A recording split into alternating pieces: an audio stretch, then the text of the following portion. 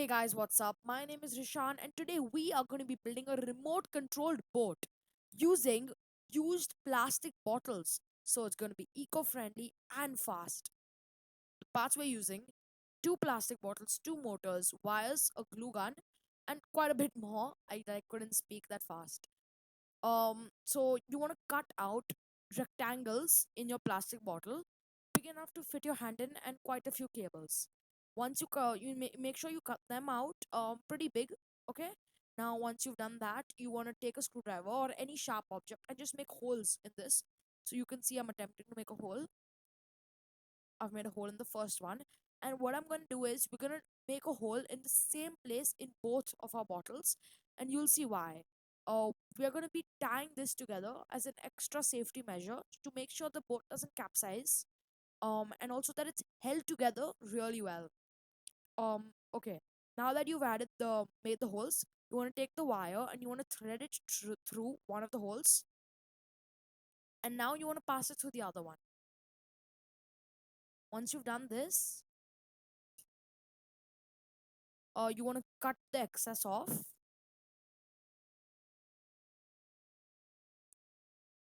and now you want to tie it together just like you would tie a shoelace, but just way tighter.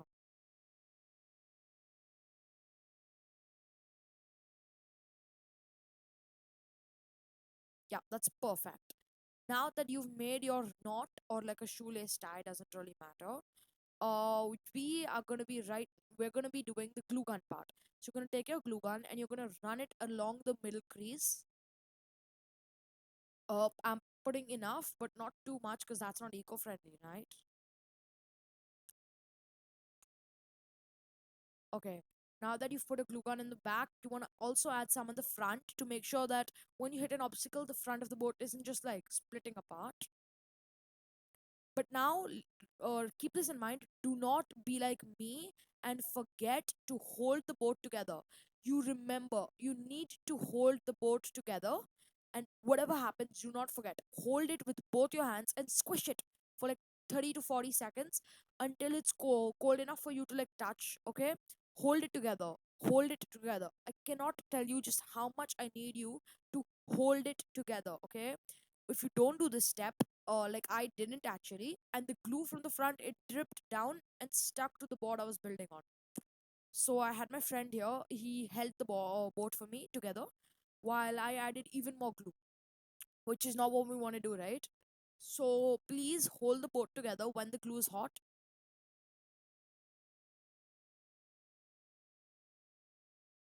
Once the glue is completely dried, what you want to do is you want to choose a plate. It's not like a plate, like a plastic bottle, plastic box lid, or any plastic piece, or any piece that you have lying over that's the size of your receiver. Okay, the RC receiver. So we're gonna make holes in the bottle actually. Yeah, using any sharp object. I'm using a compass over here, and you want to make sure the holes are in the exact same place on both sides, on both of the bottles. Okay, if you don't have them in the same place, the the receiver is going to be tilted, which won't look that good, and also will not keep your boat balanced. So you're going to make sure it's in the same line and make two holes, one on the right and one on the left. Now for me, I didn't find the size of the hole to be big enough, so I use a screwdriver, like a bigger one, to increase the size of the hole. Yeah. Now that I've figured out where I want to make the holes onto my plastic box, the plastic lid, you're gonna just make it with the compass. You're gonna like any sharp object, honestly. Just make a hole. Make sure it's pretty wide enough for your cables or thread to fit through.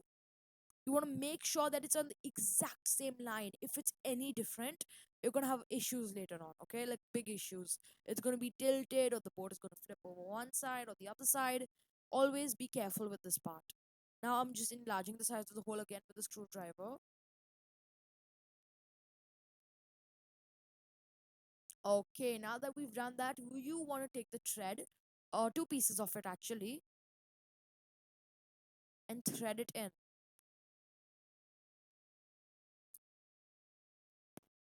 So you want to start actually from the boat itself, and pull it up so that you can place the lid onto it. Or of course, you could even do it from the lid down. It doesn't really matter, whatever you're comfortable with. I just found it more comfortable doing it from the boat to the lid, but you can of course do it from the lid to the boat. There's no issues with that. Now that you finished one side, you measure how much wire you need and you cut the excess off.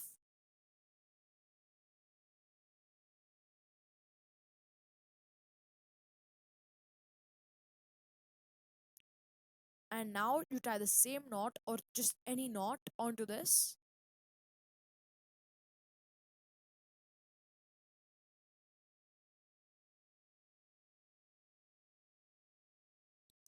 And now you just want to repeat the process on the other side.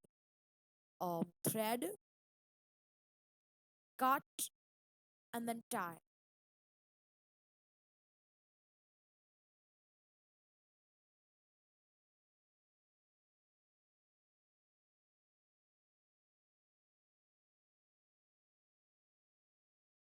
Here, please excuse my terrible finger scissor work.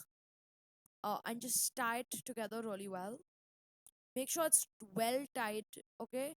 Because what can happen sometimes is it'll just slip off and then your entire receiver will fall into the pool or whatever you're driving it at. So that's dangerous. It looks tilted right now because the first side has actually come off, so I'm just gonna make it even tighter now. Okay, now it's really nice and tight.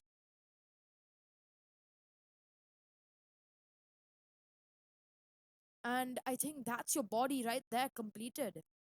It looks really good. I'm just gonna add some glue gun onto it, like some more glue, just to hold it in place and make sure it doesn't wobble. Otherwise, it's completely secured, and you can even skip the glue gun step if you want by just adding one extra wire for more stability. Add the glue gun on both the sides, and guess what? You've built the body for the boat. Part 2 coming soon, and please watch out for it. Please like, share, and subscribe if you like the video. Till next time. Thank you.